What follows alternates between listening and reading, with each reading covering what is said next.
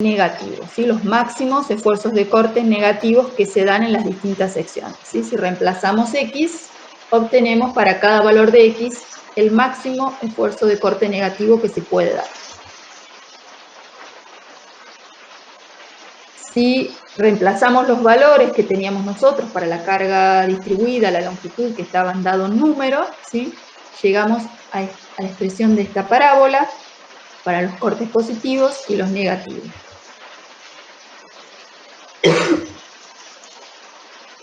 Si los reemplazamos, ¿sí? Los valores, x igual a 0, acá tenemos que esto vale 80 kN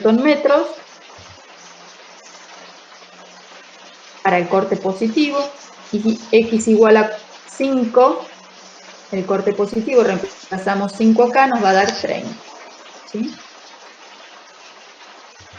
30. Y a partir de allí unimos, ¿sí? O le damos más valores, y tenemos la parábola que nos representa el diagrama de envolvente de los esfuerzos de corte positivos. Para los negativos, ¿sí? Tenemos que reemplazar en esta expresión x0 vale 0, x5 menos 50, y unimos, ¿sí? Bueno, y esto acá, la derivada del corte en x igual a 0, igual a 0, para el corte positivo nos da en x igual a 5, quiere decir que acá la tangente es horizontal, y si la derivada la igualamos a 0, en el corte negativo nos da en x igual a 0, quiere decir que la tangente acá es horizontal. Eso es para ver la forma de la gráfica. Pero bueno, el procedimiento es trazar la línea de influencia, con los signos de la línea de influencia y con la posibilidad de cómo se pueden mover las cargas, cargamos la estructura, ¿sí? Para el positivo, para el negativo, y bueno, en este caso usamos línea de influencia para determinar las ecuaciones que nos representan el diagrama de envolvente. Las ecuaciones no, perdón, la expresión que nos representa el diagrama de envolvente.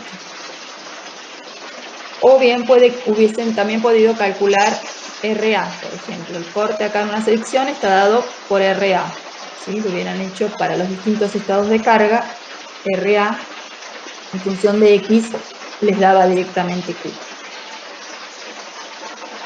¿Alguna pregunta, chicos? O vemos un ejemplo más y ya con eso estaríamos terminando.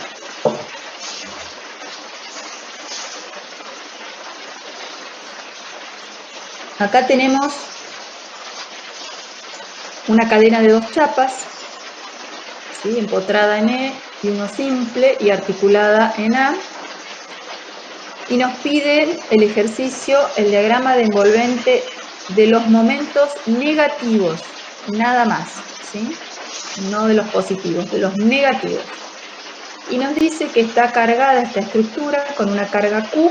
Esta carga Q consiste en el peso propio más la sobrecarga, ¿sí? Acá el concepto es, el peso propio lo vamos a tener siempre, por más que la influencia sea positiva o negativa, el peso propio lo vamos a tener que considerar. Y la sobrecarga no, puede estar o puede no estar.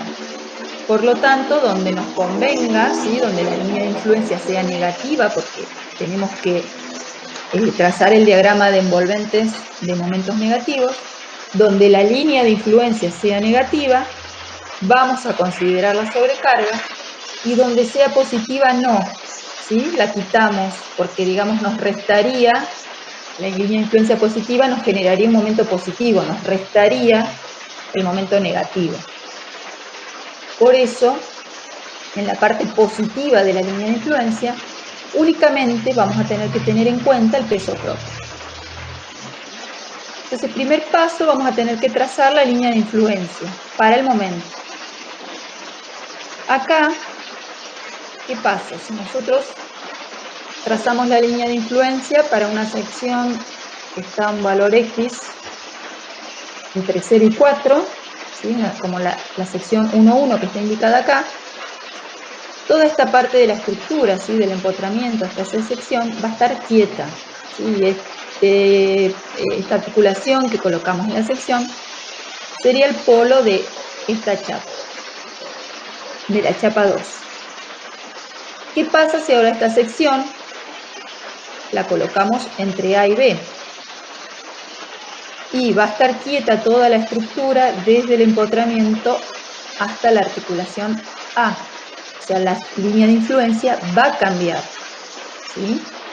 Entonces vamos a tener que analizar una línea de influencia con X variando entre 0 y 4.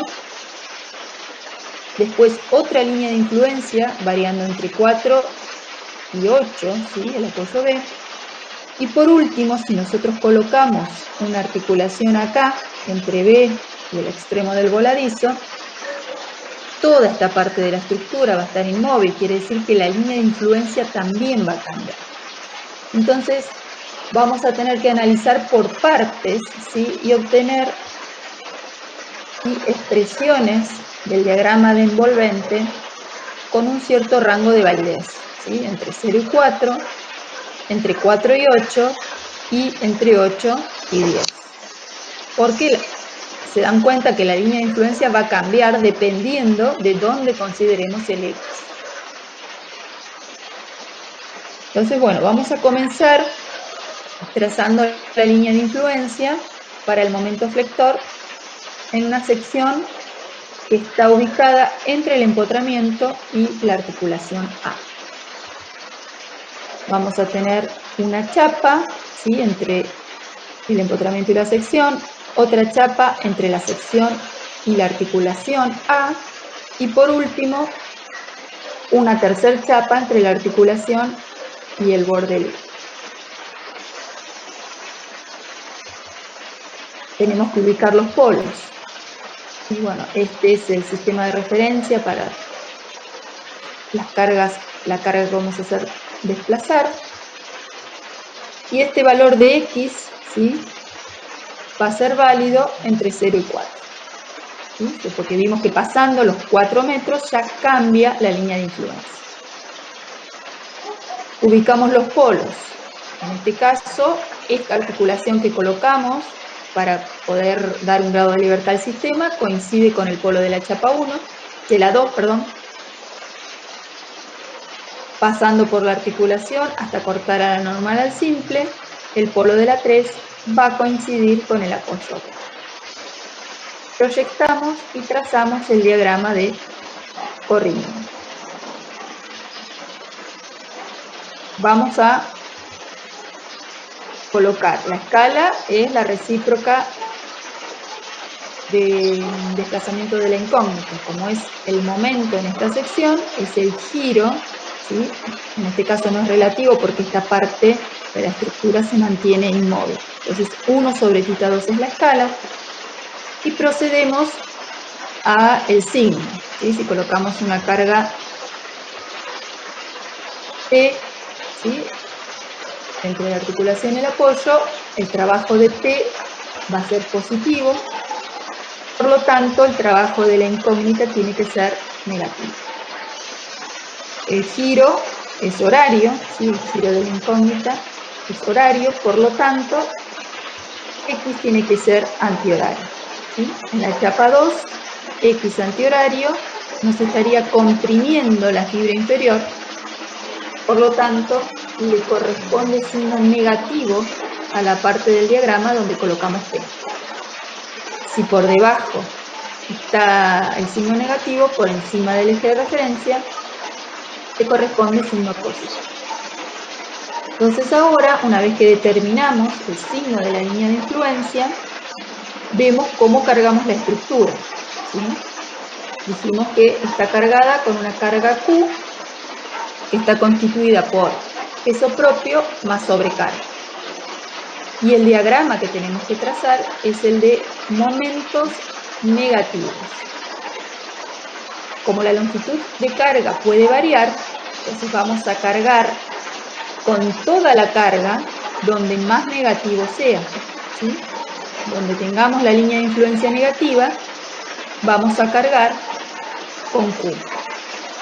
En cambio, donde la línea de influencia es positiva, ¿sí? Esto quiere decir que cualquier carga que tengamos en este sector nos genera momento flector positivo acá, o sea que nos estaría restando al negativo. En esta parte vamos a cargar únicamente con el peso propio, porque ese sí o sí lo tenemos que considerar. Este entonces sería el estado